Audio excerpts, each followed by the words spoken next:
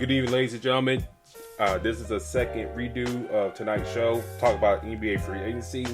Talking about all the signings and that has happened the past couple of days early on in the process.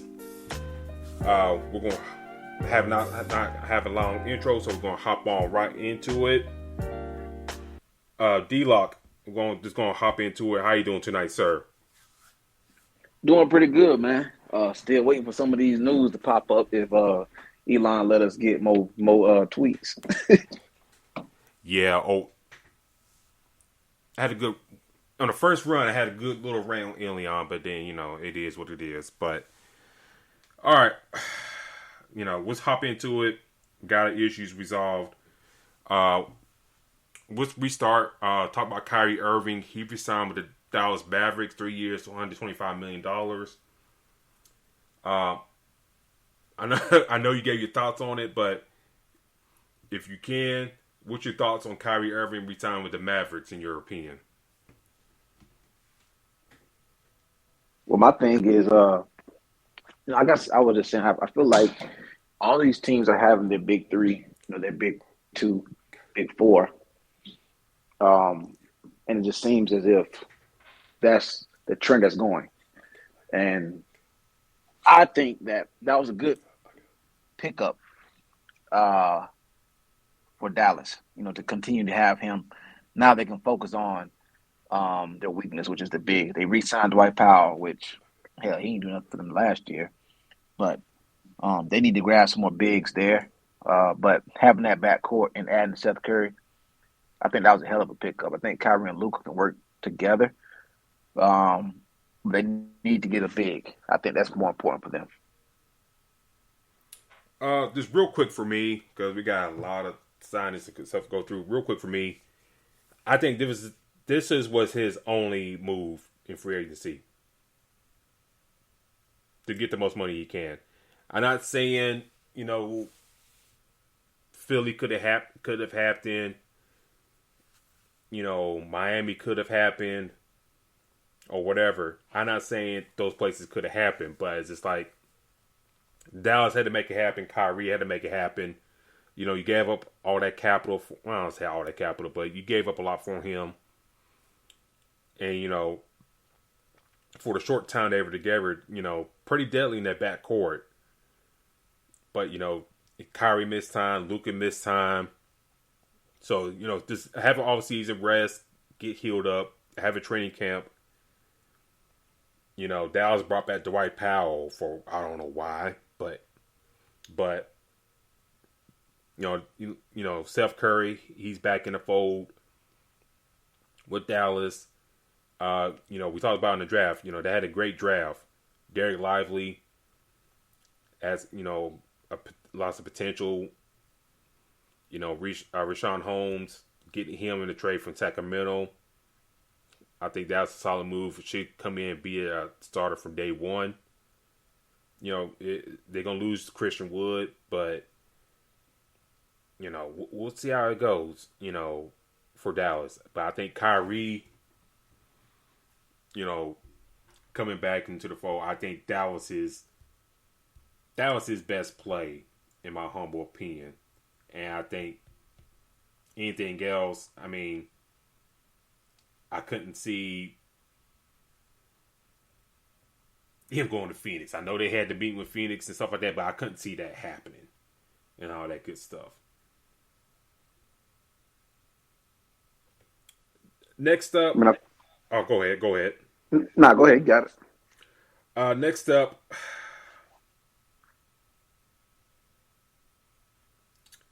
we got Harrison contract extensions. Harrison Barnes. He agreed to a 3-year, $54 million deal with the Kings. What's your take on Barnes staying with Sacramento? I think the Kings are one of those teams that, wanted to keep their band together. They have a hell of a, pretty, good team. They had a hell of a season. I think that if they can keep this band together, they can go a long way. But they damn sure pay Harrison Barnes like he was like a big impact on this team. Which I don't. I think he played well for them. I don't think he was like the one of the main guys. Um, I think Keegan Murray, played pretty well for them as well in certain moments. Uh, but bringing back your group, uh, they were one of the better teams in the West. So, but we know what it is about free agency. Most of the time, these guys being free agents, they're going to get a hell of a lot more than they should, and that happens with a lot of athletes in different sports. Um, but I think, like I said, bringing back Harrison Barnes probably was huge for them.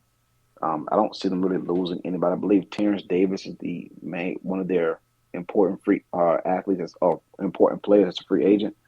Um, but I'm not mad. They damn sure paid a lot of money for him though. Yeah, good for him, I guess. Good for him. He gets one last big payday. Since he's been there, it kind of helped change that culture, that losing culture in Sacramento. Uh, I just think good for him mostly, and you know, Sacramento they're one of those surprises that me and you, last year, we're talking about like well.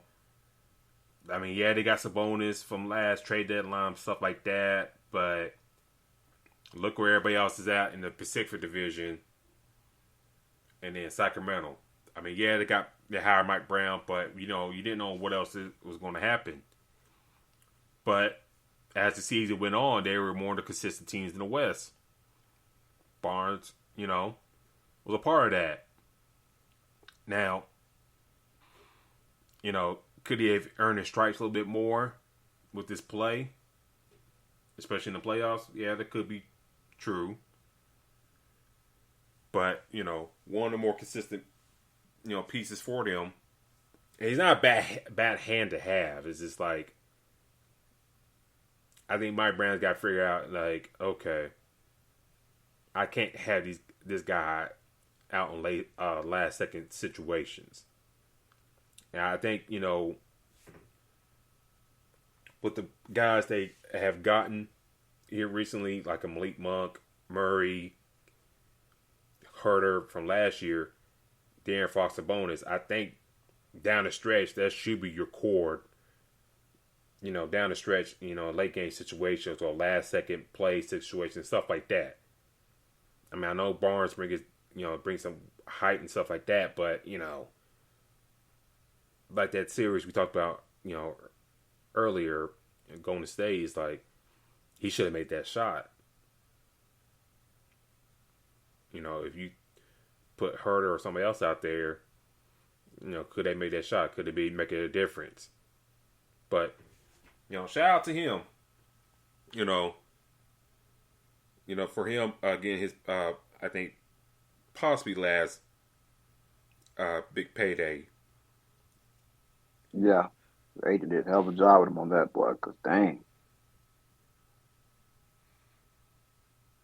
Draymond resigns with the Warriors. No surprise there. 4 years, $100 million. Your thoughts on Draymond resigning with the Warriors? well, it's not only my thoughts on Draymond signing with the Warriors, it's also the Warriors trading Jordan Poole. Um, I think that Draymond is probably one of the most important pieces on that team, and he was needed. I definitely didn't think he was going to go anywhere else. He been there his whole career. He's probably going to retire there, to be honest with you. He plays a huge piece on the defensive side. My thing is, if this dude can stay out of trouble with these damn technical fouls, I think he'll play a big piece moving forward, or continue to play a big piece. But bringing back Draymond was a must for the Warriors, and they made sure they got that shit done. I think for me, we talked about the Jordan Poole situation and stuff like that, and I believe Golden State didn't punish him hard like they should have, and it brought an uneasiness all season. You know, within that team, like that team wasn't right the whole way. Like you could tell Jordan Poole's play kind of suffered a little bit because you still got to interact with this guy. You still got to be around this guy. You know, from just training camp that starts in September up to the point you get eliminated in the playoffs in May. You're around this dude a lot. You got to talk to him, interact, all that stuff. And I think, like I said, Draymond got off a little easy in my eyes from the organization, and he gets to get kept around.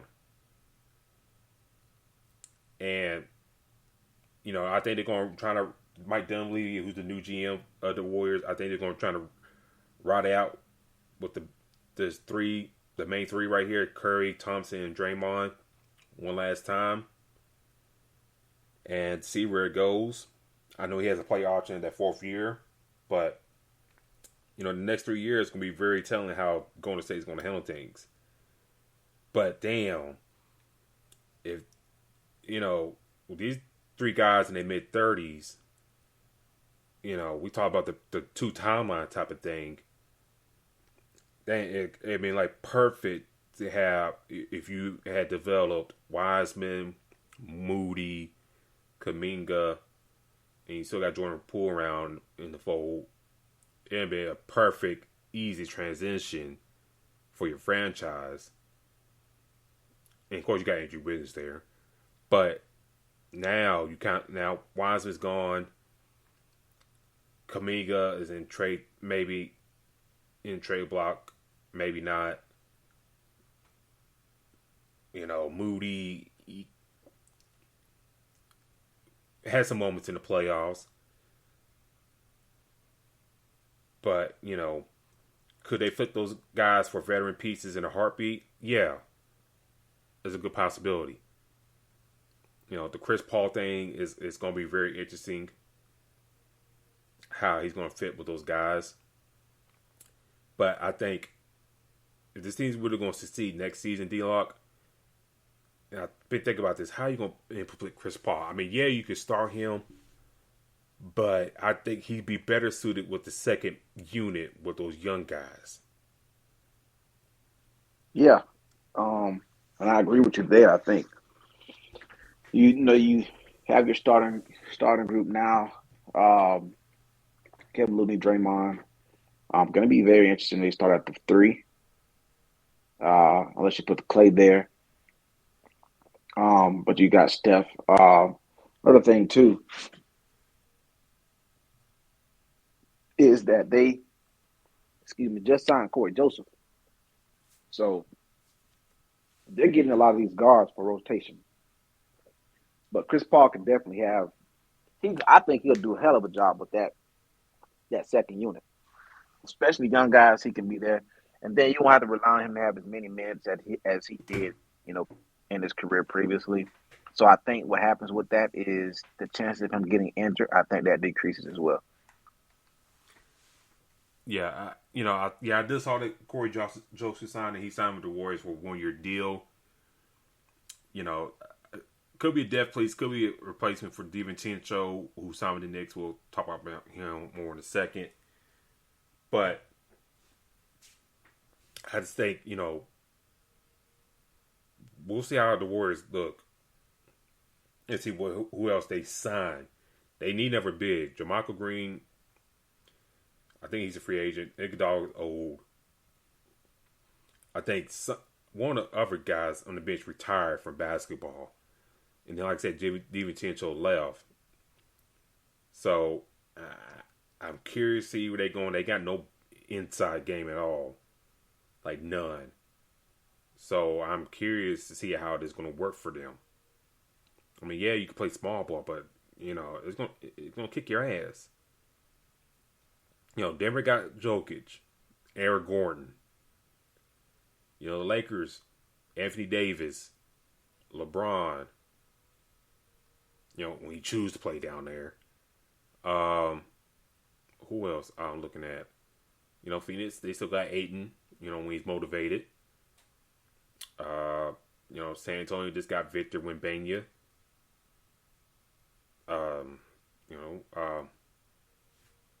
Zion, when he's healthy and motivated and not doing other things. Jaren Jackson in Memphis. So, I mean, oh, yeah, hell, OKC with all those young dogs as well. So, it's just like, we'll see what Mike Dunleavy does with the Warriors. Let's see. Trey Lyles resigns for the Kings. I think he's really kind of found his place with Sacramento after bouncing around for a couple places. I think he fits well there. And sometimes kind of picks up the slack that Harrison Barnes doesn't produce as he should. Caris LeVert resigns to the Cavs, 2 years, $32 million. Gets that piece back on the wing. They made another move. Let's talk about the Cavs here for a sec. They signed Max Strus to a 4-year, $63 million deal. What's your opinion of Strus getting that big money from Cleveland to kind of help shore up that position at the 3 spot? Well, first of all, I want to say that Cleveland was giving out money like it grew on trees. Mm-hmm. That's the first thing. And my thing is, I believe Strus was gonna get paid somewhere. It seems like he had the season that respectfully gave him that chance to get paid and somewhere. I didn't think Miami would give him that kind of money. My team, Orlando Magic, which different topic for a different day or a different time. They were, I guess, one of the teams that were interested on him in him as well. But who's going to shoot the ball for Cleveland? I mean, now you got a lot of these pieces. I think that it's good that they have all these damn guards, but they need to have consistent play. Going to get a Caris, bringing back Caris LeVert, having a Max Strus already with Garland, who I believe they said he was a possible trade candidate, and Donovan Mitchell. So you got a lot of these guys, but they definitely knew that they needed some help at that small forward position. I think Strus was a good pickup. But again, a lot of these free agents are getting a hell of a lot of money. I think, for me, I think Cleveland did needed some more folks on that 3 spot. They've been trying for years for Cedi Osman, but he never really kind of grasped that brass ring. Dean Wade, I mean, he's a stretch 4, but like more of a reserve. He's not like a starter type.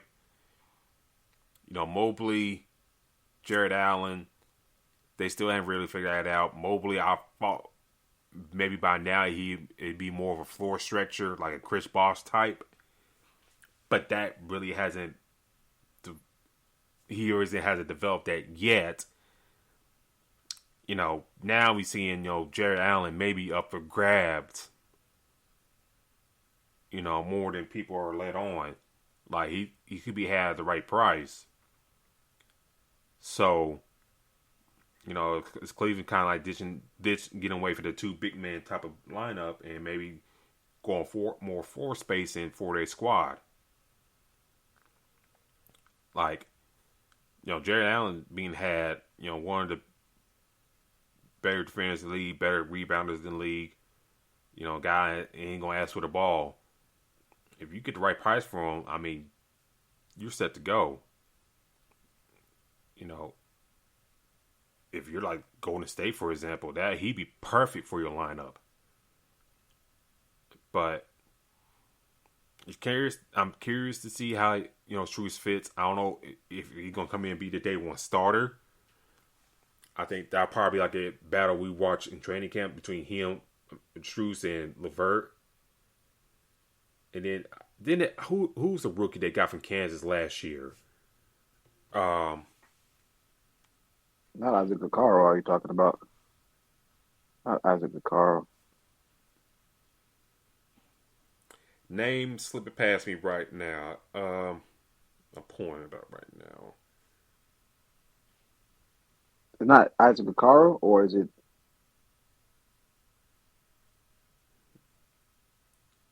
No, not Isaac Not Okoro. Dean Wade. Was it Isaac Okoro? The Double Jets check. somebody on the wing last year. I just can't think of it right now.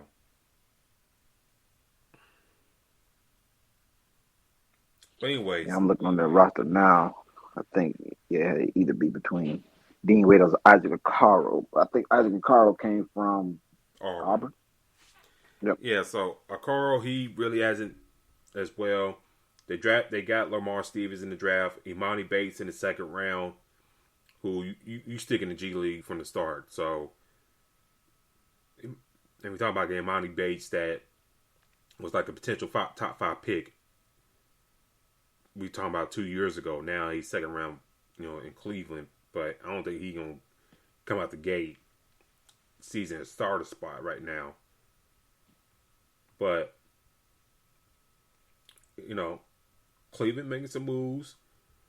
Really to see, are they done? Are they gonna do something else? I'm kind of curious on that. They said something about Garland being on the trade block, but it's like I don't see it. So I don't know. We'll see what happens else with the Cavs. Kyle Kuzma resigns with the Wizards, 4 years, $102 million contract to stay in Washington. Kuz getting the bag from DC to kind of stay with a young core. What you think about that? I'm not mad at that.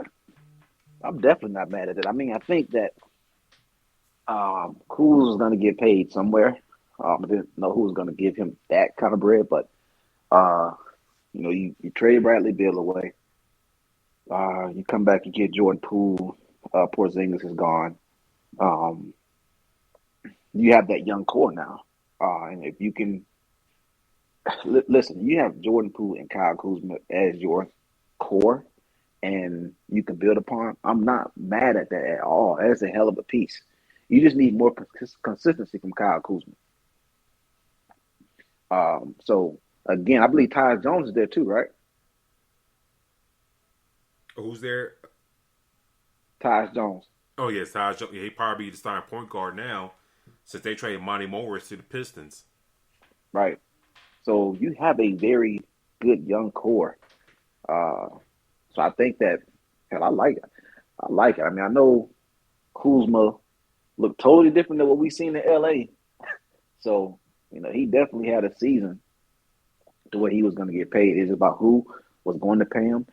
And the Wizards, smartly gave him his bread and kept him so they have some pieces to build around, especially in the East. So, I think it was a good. I think it's a good deal for him. I think get your bread, score a lot of points, and then if down the line, a couple years down the line here, if some veteran teams looking for like an extra punch, then Washington can flip him to get more assets for their rebuild. So I think it's a win for him, win for the Wizards for down the line. They can okay, we got you your money. We can flip your assets. We trade you elsewhere. And I'll be honest with you. I thought Kuzma would be more of a target for Indiana at that 4 spot. I know they traded for Obi Toppin here late yesterday. But I thought he'd be more of a target for them to kind of fill that 4 spot and really kind of fill out that team and maybe kind of make a push for the playoffs for next year. But But good move for him to stay, in Washington, get his bag and all that stuff. So good for him. Let's see. Come on. Where we at? I kind of want to lump the Bulls in one big thing right now. So Vucevic signs a 3-year deal for $60 million to stay in Chicago. They re-signed Kobe White for 3 years, $40 million. They signed Javon Carter from Milwaukee for 3 years, $20 million. They applied for a disabled player exception for Lonzo for $10 million.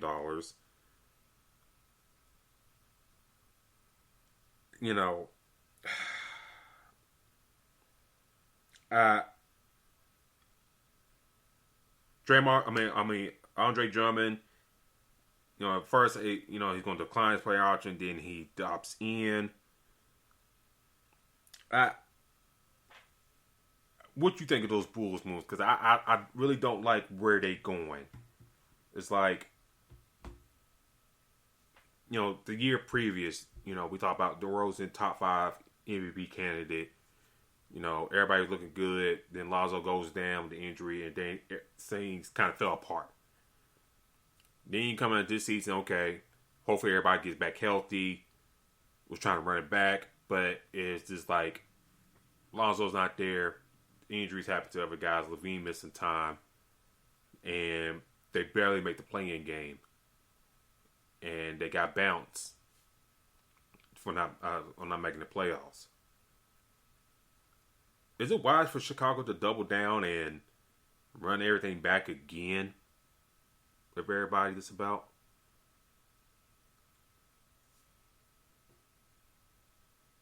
In my mind, the Bulls, again, I always say this when it comes to, these type of decisions. They are on the East, so you talk about the East is not very that deep. Hearing this situation with Lonzo Ball, also hearing multiple times that he's going to be out even next year. So, seems like you're running it back with the crew that you have. Sign Javon Carter. I mean, I honestly don't think the Bulls are done, man. I mean, I think we can possibly see them making other moves. There are other pieces still out there, players that are wanting to be traded to different destinations. And to be honest with you, man, the Bulls look like they have a lot of assets over there. You got a lot of players that you can possibly move.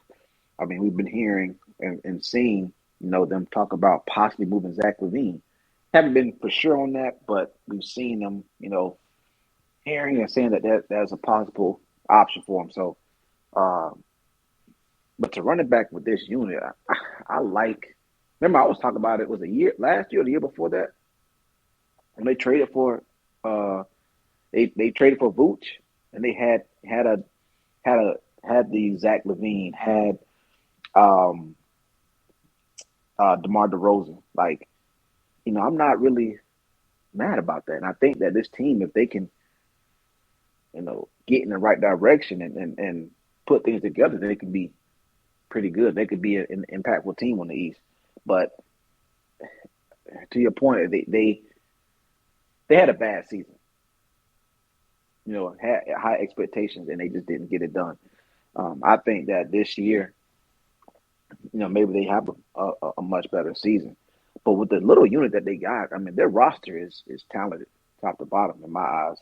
I definitely wouldn't break that up now, especially being, like I said, on the East, where you only got one or two, maybe 3 teams tops that have a good chance to get to the NBA Finals, and that's before a few other trades go down. So I'm not mad at them trying to run it back with this crew. They just gotta get shit done.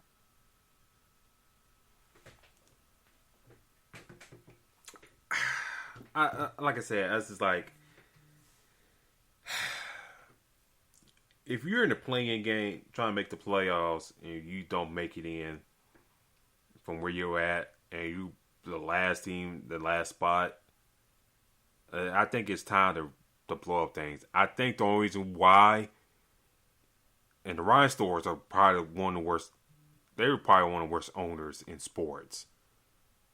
If you talk to Chicago fans, the Ryan stores, they're garbage.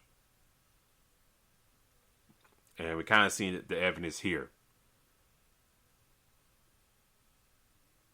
I think that Zach LaVine contract has got them hung up to kind of contend. Try to contend. And in the perfect world, D-Lock, the bullshit is to let Vooch walk, let Kobe White walk, you know, get the disabled exception for Lonzo. You know, if you can find a deal for DeMar DeRozan last year, his deal, perfect. And then if you got to be stuck with LaVine for at least another year or so up to the trade deadline, so be it.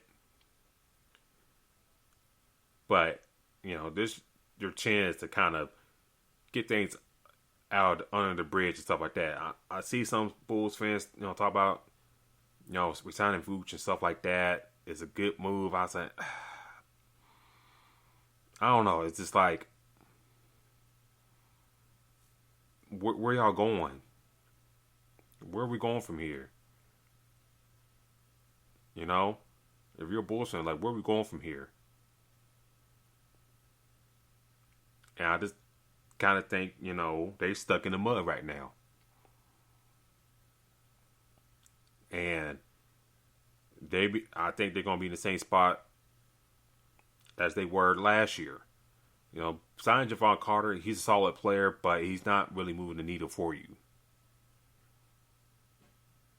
You know, you keeping Kobe Wright around, and still got Alex Caruso. You know, so that's 3 point guards right there.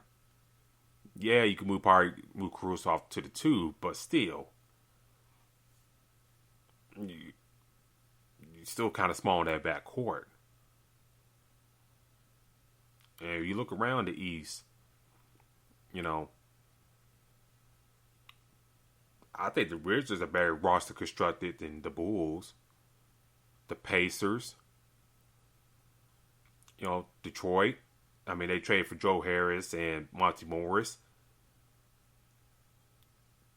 I think they probably a little bit more well-rounded than the Bulls. They got direction. So I just don't know what Chicago's going. What's the game plan? What's the end game? You know, in our eyes, in my eyes, I was like, I don't know. So, I mean, Vooch got his last big bag. Kobe White, you know, he got his bag for somewhat of his bag a little bit, but you know, if Kobe White ain't hitting offensively, he ain't doing jack shit else for you. Nope. So, and this is where we at in Chicago. With Chicago and stuff like that, it's like where we go from there, and then top on that, Billy Donovan's still the coach. So I don't know. I don't know, you know, what's going to happen with Chicago down the line. I really don't know. Well, I mean, my thing is, it just seems like they're, like you said, they're keeping that group together. I think the only other option that they have is getting a new coach. Now, it depends on how, you know, what happens another year with this crew. Kobe White had that hell of I think he had a pretty decent rookie season. It just has not been the same. That's why you see his minutes drop down last year. So, again, like you said, it just got to see what happens with them and how they progress forward with, you know, with that unit that they have, especially being, again, on the East. So, I don't know. We'll see what's going to happen to the Bulls. But D-Lock, I think the first big signing we saw in free agency, Bruce Brown signing with the Indiana Pacers. 2 years, $45 million. Basically a 1 year deal. Well, take it back. It's a 2 year deal, but the team got an option for the second year, in which I'm surprised his agent let that slide through. But, we're here. But 2 years, $45 million for him. He has cashed in after his phenomenal play this past season. Not just the playoffs, but this past season altogether, including the playoffs and finals and all that stuff. Your thoughts on Bruce Brown leaving the Nuggets to go to the Pacers?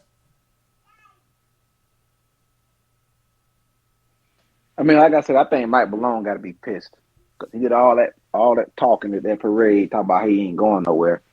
But he should have known that if he wasn't going to pay Bruce Brown, that he wasn't going to come back. But I like the fact that Bruce Brown went and got his money. I believe you said it, before, about Mike Malone saying that he need to go get paid. And that was the rightful thing you do. You're an NBA champ. You made a big impact on that team, bringing injury off the bench. Now, for him to go to Indiana, that gives me the vibe that Indiana is trying to win right now. Also paying Halliburton all that damn money. They're in a win now mode, seems like, or trying to win, trying to get that energy to win and bring the team there. So for me, but it's going to be very interesting to see what they do with the Buddy Hield and other options that they have. But signing Bruce Brown was a big piece for them. And congrats to Bruce Brown, man. I mean, I think he definitely deserved to get that money. Oh yeah, I've been on. I mean, we've been on the boat. Okay, that he deserves his money. I don't know. Mike Malone was probably drunk when he said that. Well, Bruce ain't going nowhere during that parade. But hey, man, Bruce Brown, undrafted guy, started off I believe with the Pistons. It could have been somebody else, but really, really got a good run with the Pistons. Then went to the Brooklyn Nets. Really started making his name himself as like a defensive guy and all that stuff. Then goes to Denver and really blossomed as a two-way guy. Guard multiple positions, all that stuff. And now he's cashing in on a big contract. Now you kind of look at Indiana like a lineup of Tyrese Halliburton, who got a big contract extension. And shout out to Tyrese Halliburton. When that deal got announced, he had a perfect video on Twitter playing, showing Ted DiBiase laughing, all that stuff. That was perfect. I'll give him that. That was smart play by him. Got a good laugh out of me. But anyways, Halliburton get that big deal. One of the better guards in the league. Benedict Mathurin, who I really, really like and really starting to watch more of. He's really a good young guard in this league, a real scorer. Then you plug in Bruce Brown as a 3. You just traded for Obi Toppin for the Knicks. Miles Turner's still there. Buddy Hield's still there. I drafted Jarvis Walker in the draft, who I really love coming out of Houston. Indiana is looking. I mean, Indiana Pacers looking really, really good right now. We talking about we were talking during the season, like a team that was playing pretty well early in the season, and then the injuries happened and stuff like that, and they kind of fell off a little bit. But the trade rumors should be dead now for Buddy Hield and Miles Turner for the most part right now. Now these guys can focus and not worry about being traded to the damn Lakers. So if that's put behind them and they can focus on that, I think it's safe to say that the Pacers could make the playoffs next year, right? Yeah, I mean it's. I definitely would bet on that. I think that they're going to be a hell of a team moving forward. Um, Bruce Brown bringing that type of energy. That travels, man. I mean, we definitely seen it in the playoffs. You bring that type of energy off the bench. I believe he's probably going to start. You bring that energy on the court, man. Your team is going to go with you, and I think he's going to take that. He's going to bring it to Indiana, and I think that Indiana's going to be a hell of a lot better. Especially if they can stay healthy. Uh, Also, I forgot about the Cavs. They signed George Niang to a 3-year, $26 million deal as well. So I forgot about that deal with Cleveland. Another guy that can stretch the floor for that team. So, them signing Struz, resigning Levert, John Niang. I think they kind of signal they're trying to swing another direction for that squad. So I totally missed that signing right there. Let's talk about saying, the Central Division. The Bucks, they resigned Chris Middleton, 3 years, $102 million. No surprise there. Brook Lopez, seemed like the story coming out of there is like he had a handshake agreement with the Houston Rockets, and the Houston Rockets made a couple moves to kind of get more salary cap for him. Like, I guess they were trying to sign Dylan Brooks, who they signed, Fred VanVleet, who they signed, and Brook Lopez as well. So they're trying to sign those three guys, and now D-Lock, he decides to go back to Milwaukee. What you think of the Bucks moves, like keeping those two guys in the fold? And is this the last push of this core currently constructed? Well, to be honest with you, I like Milwaukee. I mean, I think that as long as they have Giannis, they're going to be competitive. To bring back a Brook Lopez, who, hell, if he wasn't going to stay in Milwaukee, he was going to go to a contender. And I think if he did actually go to Houston, that would have made Houston another, a big time team as well. But keeping your core is what they need. My only thing is, you paid Chris Middleton all that damn money, and he just been hurt recently. The inconsistency is what has me like, damn, why did y'all pay him all this money? So, him healthy is one of the better players in the league. But I think a lot of people believe that he could be past that prime of himself. So, I think that again, he opted out, and like I said, once you are free, you got to get paid somewhere. So bringing back Chris Middleton and Brook Lopez with the rest of that core, I think was a very, very good idea. Didn't they bring back Jay Crowder as well? Yeah, they brought him back into the fold. Okay. Things. So, right. They didn't get him too late, all that stuff. So we'll see how that shakes out. I think for me, from Milwaukee, it's just like,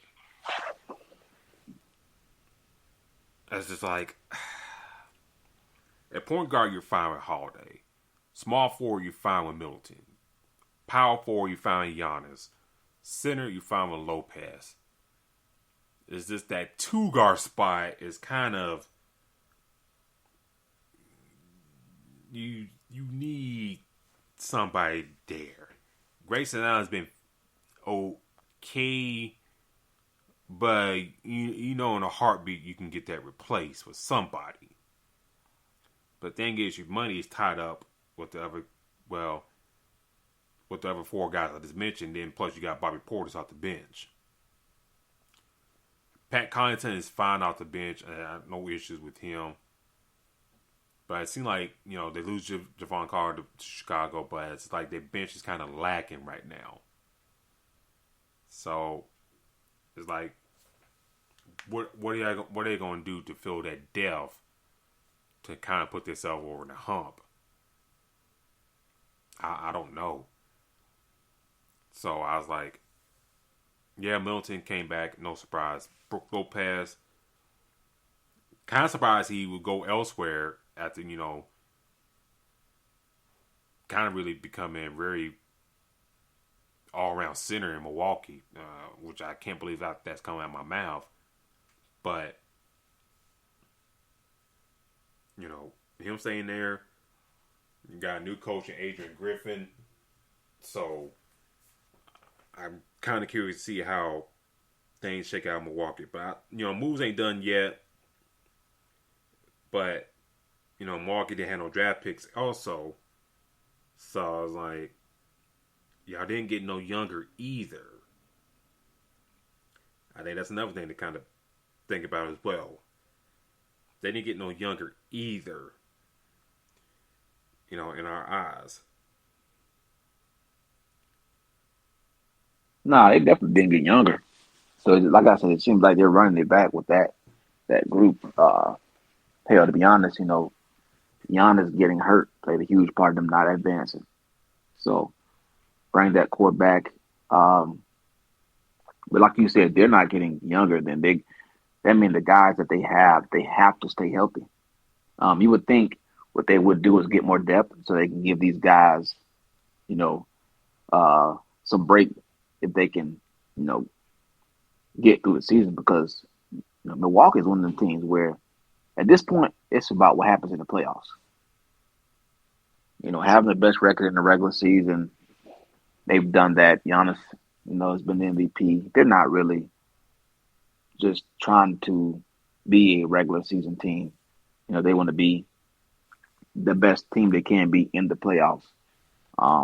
Being the NBA Finals champ as well. So I think that, again, to your point, they didn't get younger, but now that means that this crew that they have, this core, they have to stay healthy.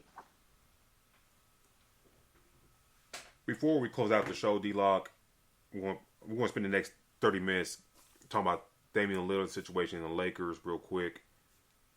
But before I want to shout out to the chat. Shout out to the chat real quick. Trey Rodriguez, shout out to you. How you doing tonight, sir? Hey, I'll tell you this, D-Lock and Taryn and Mike Pat in the chat as well. Hey, going to summer basketball is fun. You know, just take some stuff with you. You're going to be there for a few hours. Take some stuff with you. Snacks, whatever. Just watch ball, all that stuff. Did that not too long ago. It's pretty fun. It was girls basketball, but, you know, it's fun. Watch all the girls playing, all that stuff. All that stuff. See, you know, the local high schools, see how some of those girls come along, and then some of that competition as well. So, hey, summer ball is fun. If you got a chance to go, go.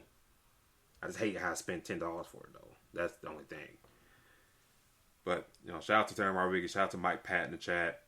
Mike is saying, the Bulls are where the Wizards were about 5-6 years ago when they had Wall and Bill and full blast. Perennial 6-8 seed without the ability to get any higher, always getting bounced. That's true. And Mike is going to lead us in with Dame Lillard talk. Is it strange that I kind of want Dame on the Wizards now? Damian Lillard, D-Lock, the other day requested a trade from the Portland Trail Blazers. This is after reports from mainly Chris Haynes saying that he was waiting to see what the Trailblazers would do in free agency. We know they drafted Scoot Henderson in the draft. I think that was a given. all that good stuff. Was Charlotte took Brandon Miller. They drafted Chris Murray, a guy who I really liked, could stretch the floor. And they re-signed Jeremy Grant to a 5-year, $160 million contract. They waived Trendon Watford. So that's what their free agency is so far. I'll let you speak first, but I got a conspiracy why he kind of waited to do the trade. I think he kind of waited to do the trade request to get Jeremiah Grant paid first. I think he waited until Grant got his deal done, whatever, agreed upon, and then he requested his trade. Because if you think about it, if you're the Blazers, if Lillard requested a trade, then what's the point in bringing back Jeremiah Grant? I can get my rebuild started. Then there, trade Lillard, let Grant walk, and then I got my crop of young players who I can start at day one, in Murray and Scoot Henderson. So I'm looking at lineup of Henderson, Sharp, Simons, Murray, Jerkic down low, and I'm off to the races. But what's your thoughts on the Lillard trade request, and what is Portland's end game in all this?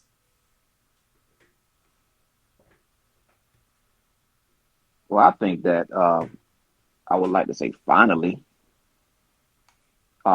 because Dame, I think that that whole situation, Dame just knew, where he was gonna do something in Portland. He told everybody, "Hey, I want to win in Portland." I see all these other people teaming up. He was having comments about people joining teams, joining together, and all this, and saying, "Well, he doesn't want to do that. That's not him. He want to win." In Portland, and that's fine. Understood. Understand all of that. Understand the loyalty. Understanding that he wants something to be done there. But over time, you have to sit and, you're sitting and seeing hey, you want to win. You want to be known as one of the greats. And to do that, he has to go win the championship. And I think that he put himself in a position where, hey, you know what? I've tried everything I can here. I've been doing the best I can here in Portland, and we've seen over time where he knew once they weren't going to be competitive, it was a wrap. Now, I'll say this. If the Portland Trail Blazers were in the East, I think that they might be a little bit more competitive in the playoffs. But you got Denver, Golden State with Steph Curry and his crew, Phoenix, Devin Booker, Kevin Durant, Sacramento, who we talked about earlier, up and coming, look like they're going to be a team to deal with.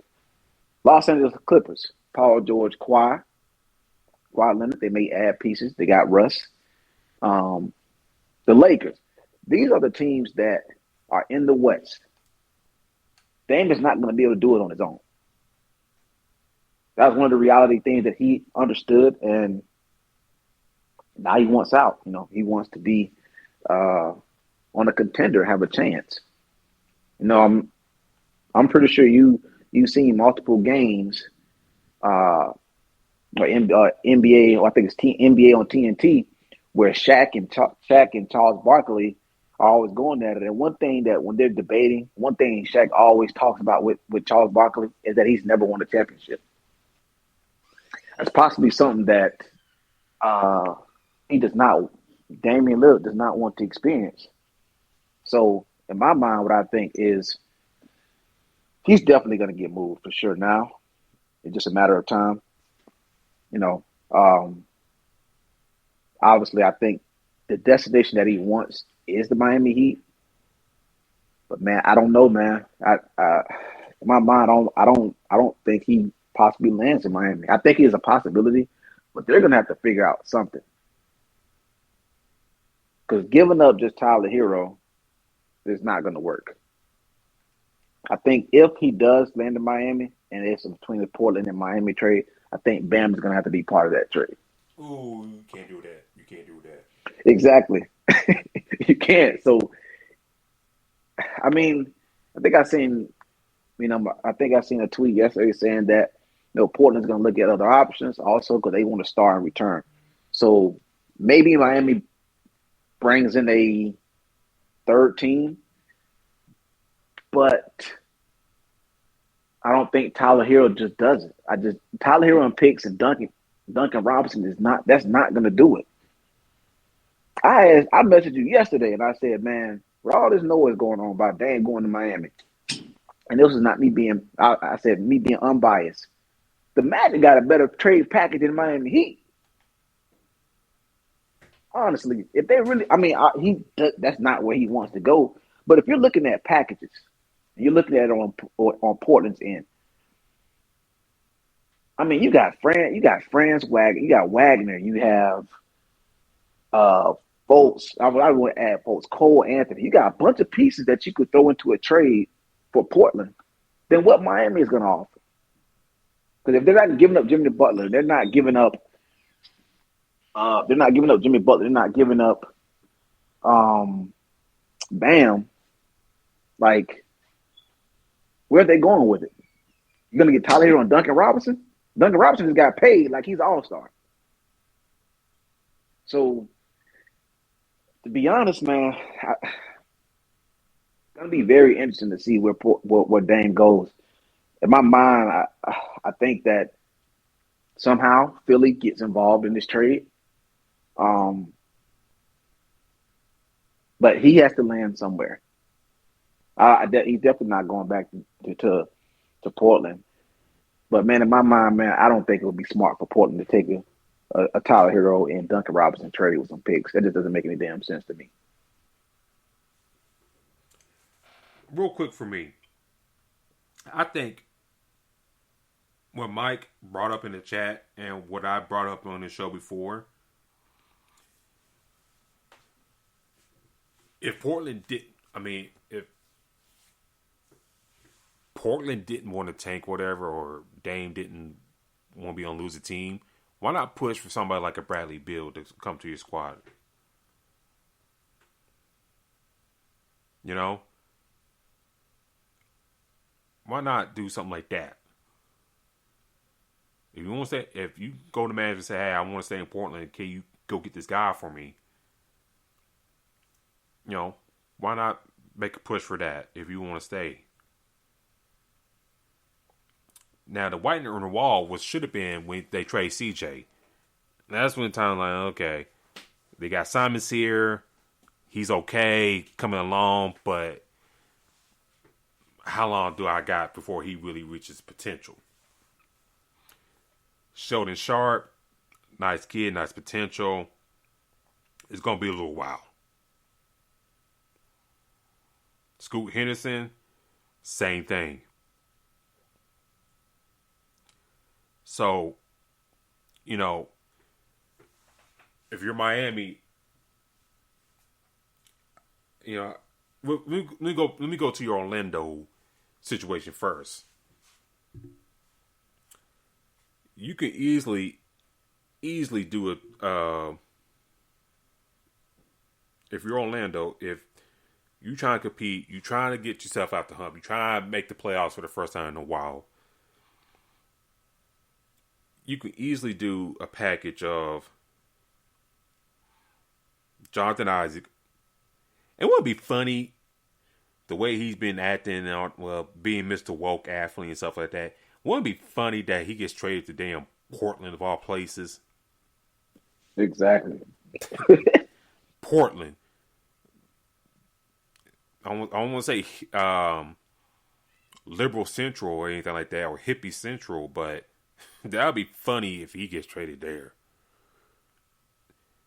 So, Isaac should be on the block. Fultz should be on the block. I'm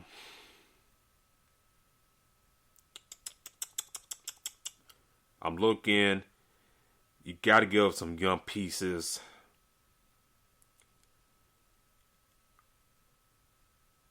Who would you rather keep? Jalen Suggs or Cole Anthony? You know what? I'm probably. That's a tough one. Or you give up both? I mean, hell yeah. If I'm giving Dame, yeah. I mean, you know what? I'm probably giving up Cole Anthony. Because now I can have Suggs come in. But with Dame there, he's going to be your guard. So I wouldn't mind giving up both if that was a package that was requested. But hell, if I had to pick, it'd definitely be Cole Anthony. I just feel like either guard that you keep, they're going to be coming off the bench anyway. And then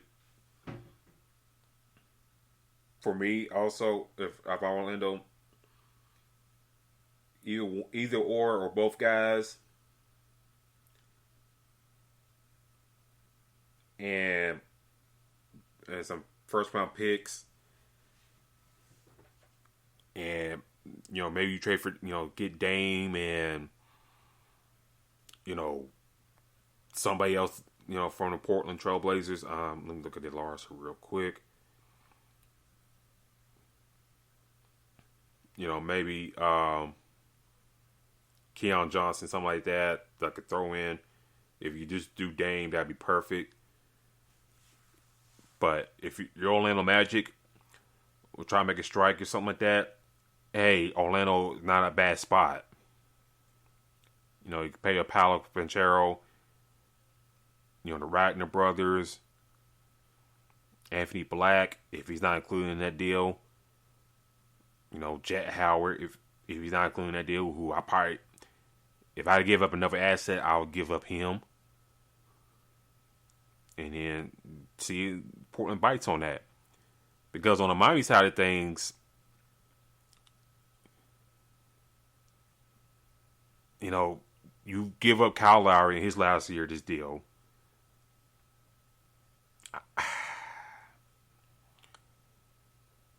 It seemed like if you're going to get Dame, you may have to throw in Tyler Hero. You prefer to give away Duncan Robinson, but Tyler Hero seems like the more lucrative option. Caleb Martin has been a no-go in trade talks. I don't think they're giving him up. Jokic, this person I would give up. So Lowry, let's do this. Lowry,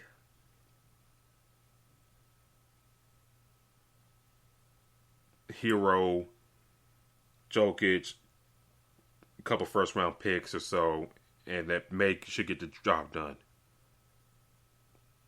And if you're the Heat, you still got Duncan Robinson in the fold, who you probably asking more out of since Strus and Gabe Vincent is gone. And get Lillard, you may sign a couple other veterans who's still on the market, and just kind of roll that way. But when do you foresee a Damian Lillard trade happening?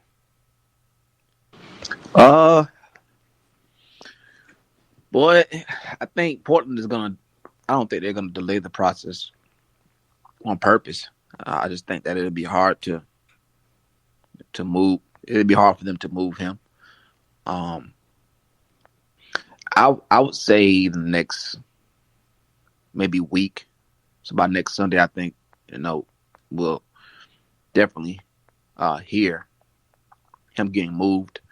But that also means that I think that James Harden is another person too that we're going to be hearing about as well. So I think that Dame is not going to be there too long. It's just now they have to find the perfect package. He's already said his destination where he wants to go.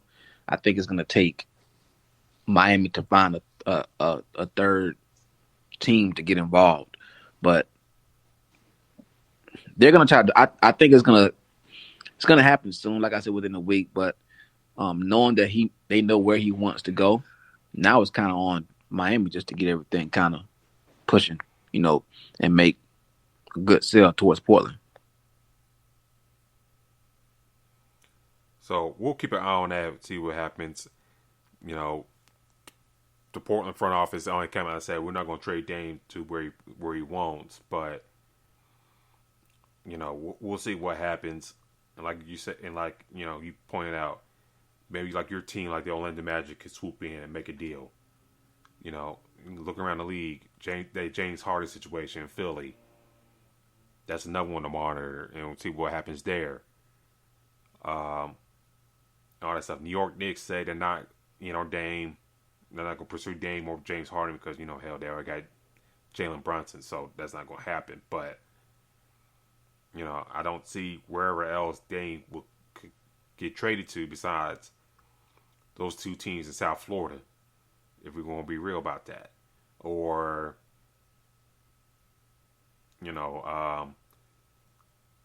Boston to put them over in that point guard spot. But, we shall see. Let's close this out talking about the Lakers, D-Lock. They made a flurry of moves. They kind of kept everybody who they kept from the trade deadline. They let go of Malik Beasley, Mo Bamba, which was kind of, we seen that coming after like Malik Beasley's play. After he got traded to the Lakers, he was basically the drizzling shits. And Mo Bamba got hurt and really never made an impact. And seemed like a wasted trade by Rob Pelinka. So they bring back Russell on a 2-year deal for about $18 million each year. Rui Hachimura back for a 3-year, $51 million deal. Austin Reeves back for a 4-year, $56 million deal. Gabe Vincent, I think the more surprise signing after the Lakers rumor at Bruce Brown. 3 years, $33 million for Gabe Vincent, excuse me. Toya Prince, 1 year, $4 million deal. Jackson Hayes, 1 year, $2 million deal. Cam Reddish, 2-year deal, about $4 million.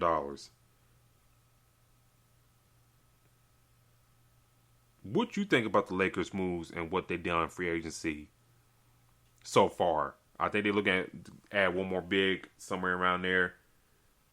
But what have you seen from the Lakers that you like so far?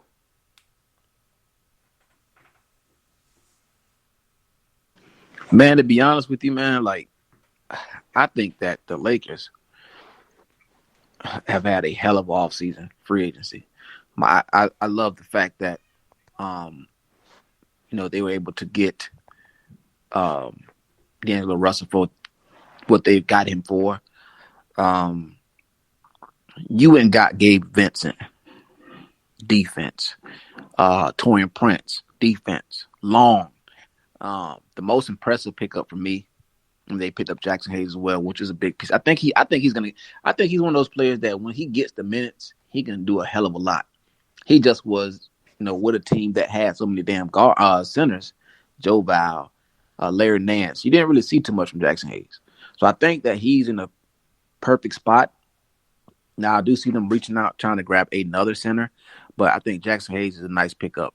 But the most impressive pickup for me for the Lakers is Cam Reddish. This piece with Cam Reddish is it fits what the Lakers need. We talked about Milwaukee earlier. We were saying that they didn't get any younger. And I said, well, the fact that they're older, they need to stay healthy. And in order to do that, you need pieces around so, these players like a Chris Middleton, Giannis, and these guys cannot have to play so many minutes. That same philosophy or thought process that I have with Milwaukee, the Lakers are doing. You went and got you some guys that give LeBron that break that he needs. Anthony Davis, again, they'll sign another center. They are bringing in players that can give them that break that they need. LeBron James he is at a point now where he does not need to be averaging 35 to 39 minutes a game. Or however, even including overtime. He needs to be around possibly 27 to 29, maybe 30. Let these other guys come in and play a huge part and role. And when you grab somebody like a Cam Reddish, I think that he can fit that role, when they don't have a LeBron in. So this team is very long. Hachimura, Cam Reddish, Torian Prince. They have, a unit. They can have a small unit out there, which they play with multiple times, but they have that opportunity now. So I think that the Lakers did a hell of a job with what they have. Now, granted, I think they do get another center, but I love everything that they've done. And I pitched it to you before. This is just me throwing a dart, but don't be surprised if Lakers try to call Portland. I mean, right now you got all these pieces, sign all these guys, which is a hell of a roster, hell of a depth chart. But I mean, they can't shoot down the possibility of having Dame on their team. So, but again, I really, really like everything that the Lakers have done. I mean, and it's like they made these adjustments knowing, okay, well, damn, this is how the year went. LeBron basically got very tired at the end of some of these games. So we need him to be fresh when it counts.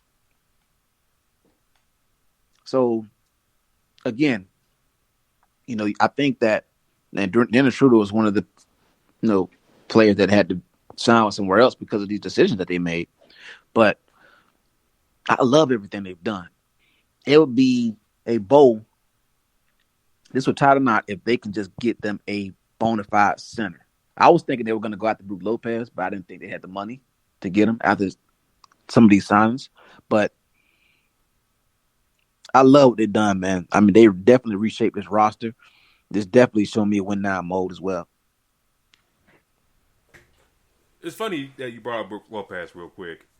Like, they had him the year before they got LeBron. When they still in that tape mode process, they had him for like a year. But then, he left the sign. For those that don't know, he signed for Milwaukee for like a cheap ass deal. So, and I always kind of wondered, like, why the Lakers didn't keep him. If he signed for that cheap for Milwaukee, why the Lakers didn't keep him? But, that's never here or there, past in the past. But bringing Austin Reeves was a no-brainer. A guy that, since he's been a part of your organization, has played pretty damn well for you. And we really saw that in the playoffs. And don't let fools like Colin Cowherd try to compare him and Matt McClung at some point he's trying to make. And, side note, these companies like ESPN, Fox Sports, whatever, are wondering why they losing viewers is because of nonsense of that.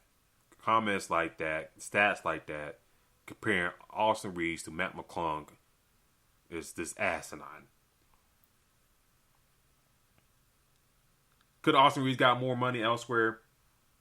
So some other team should have maybe pulled that trick. Should have.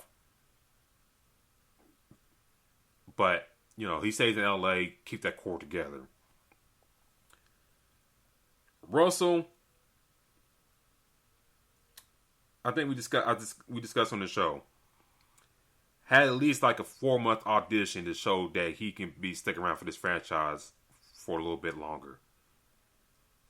At times he looked very well, and other times bad. And I don't know what kind of market he had, But for the Lakers to bring him back at the rate they did, not too bad. In my humble opinion. Not too bad.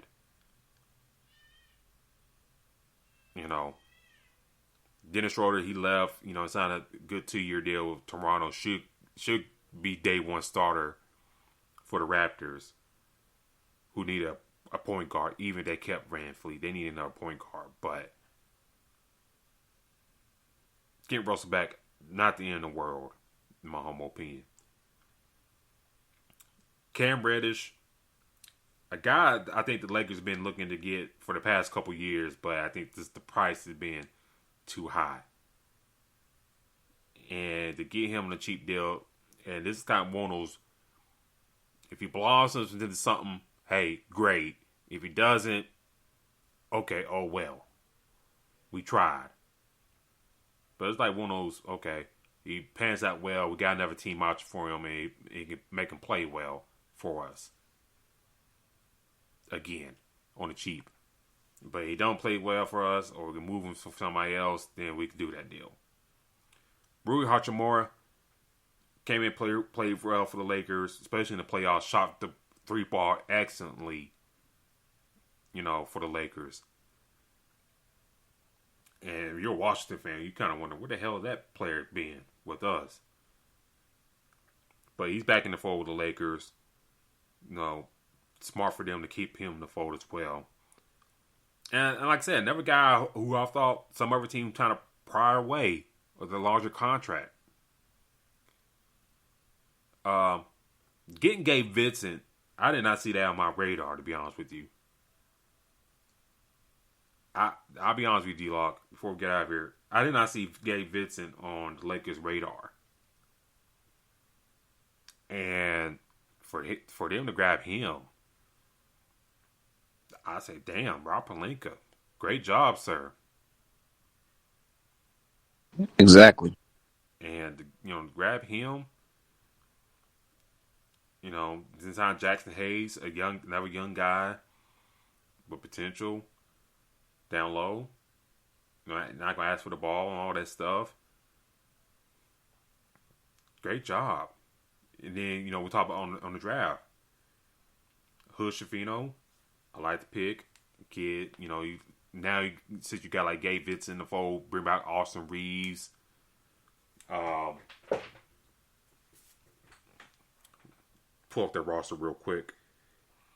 You know, Torian Prince, another good signing, another, you know, guy that can play a couple spots on the wing, another defender, can shoot the corner 3 and stuff like that.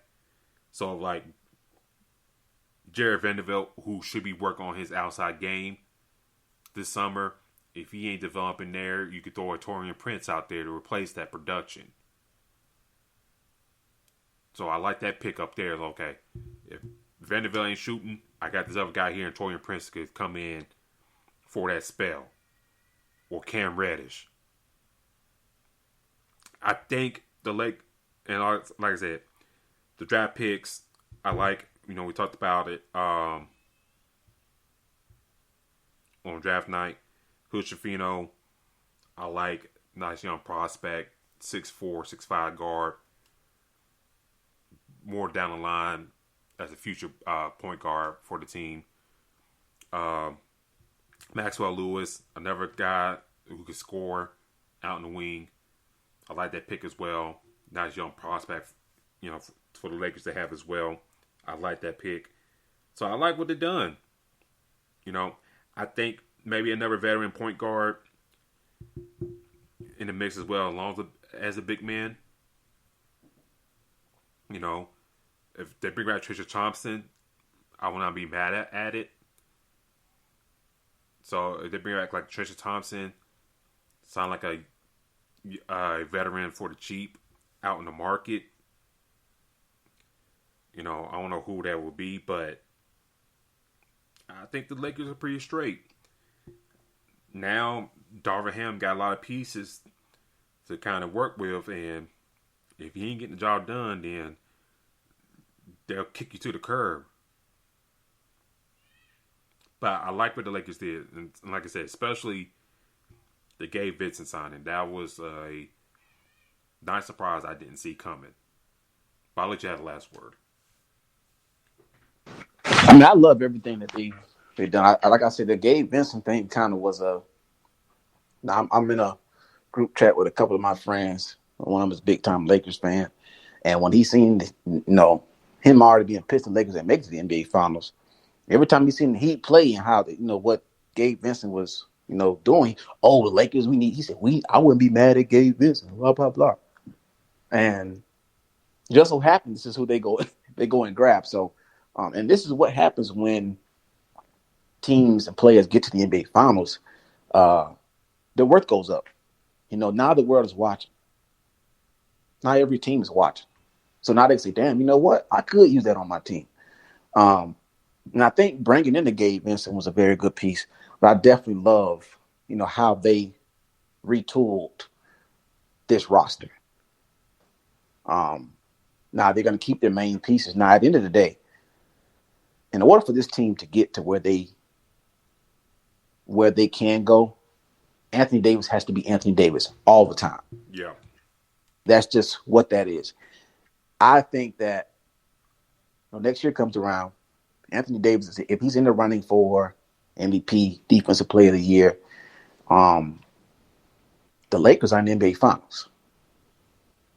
The reason why I say that is because you need that consistency from AD. So it doesn't matter how many pieces that they bring. But we've seen, him disappear and not be the same player consistently. And honestly, I think that played a big part in them losing to the Denver Nuggets. Now, it wasn't just him. I think LeBron could have played a hell of a lot better. He had some games where he was just shooting everywhere, and he wasn't making that much. So, but, they're going to need that core, their two best guys, to be the best that they can be every game or throughout the season consistently. If they can do that with these pieces that they just added on, this team could be special, man. And I definitely like it. I don't think they're done. I think they're going to add some more pieces. But what they have right now is they look like they can be one of the teams that contend for a championship next year.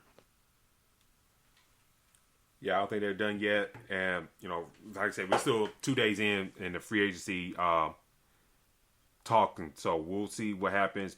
Summer League's about to get started here soon. So a lot more deals may get done here soon, ladies and gentlemen. But thank you, ladies and gentlemen, tuning in tonight with us. Sorry about the delay, technical issues, but we got it figured out, for the most part. So thank you for bearing with us tonight, all that good stuff. Do follow us on Twitter at FastBreakIESR. That's Twitter, FastBreakIESR for, I don't know, we'll see how things go here down the road. But do follow us on Twitter. D-Lock, how can people follow you on social media? You guys can find me at Black-813. Let them know they can find you at the show page. Like I said, Fast Break at IESR on Twitter. For IE Sports Radio at all your social media feeds. Facebook, Instagram, Twitter. Trying to convince Larry to maybe set up a shop at a couple other places. We'll see how that goes. Do follow me on Twitter at Spawn4288. That's Spawn4288 for however long that may last. Do follow the Crooks Process, another show I do on the side, on Facebook and Instagram. Also, I have a TikTok at Spawn4288. And I'm working on a couple other sites to get started. Just in case Elion outsmarts his damn self and shits the bed with Twitter. But until then, ladies and gentlemen, any breaking news, do follow the Twitter page. Keep y'all updated there. Until then, we'll talk to y'all next week. Peace. Denver talk right behind us. I'm pretty sure you talk about Bruce Brown leaving the Nuggets. So until then, we'll talk to y'all next week. Peace.